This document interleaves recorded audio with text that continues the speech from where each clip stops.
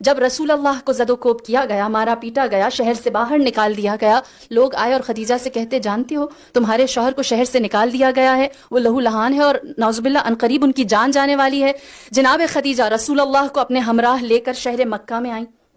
اپنے گھر کی جانب جب آپ چلتی ہوئی آ رہی تھیں تو دوبارہ دیوانے لوگ آئے اور آپ کی جانب پتھر مارنے لگے۔ جناب خدیجہ یہ اس زمانے کی خاتون تھی جہاں آپ سب جانتے ہیں عورت کی وقت کیا تھی، اونٹ پر قربان ہو جاتی تھی 100 عورتیں۔ ایک سرخ اونٹ کی قیمت کیا تھی؟ 100 عورتیں بطور کنیز۔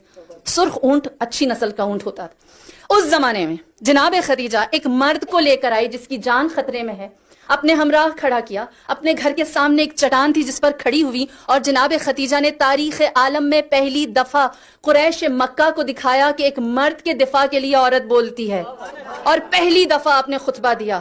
آپ اس چٹان پر کھڑی ہوئی اور آپ نے فرمایا اے لوگو تمہاری حیا کہاں چلی گئی؟ اسی دروازے پر تم قطار بنا کر کھڑے ہوتے تھے اور مجھ سے قرض مانگتے تھے اور میں بے نیازی سے تمہیں دیتی تھی، آج تم عربوں کی حیا ختم ہو گئی، تم اسی دروازے پر ہاتھ پہ پتھر لے کر آ گئے ہو۔ یہ وہ موقع تھا جہاں ابو جہل و ابو لہب جیسوں نے دیکھا خدیجہ کو اتنی طاقت محمد نے کیسے دی کہ آج یہ ہماری آنکھوں میں آنکھیں ڈال کر بات کرتی ہے۔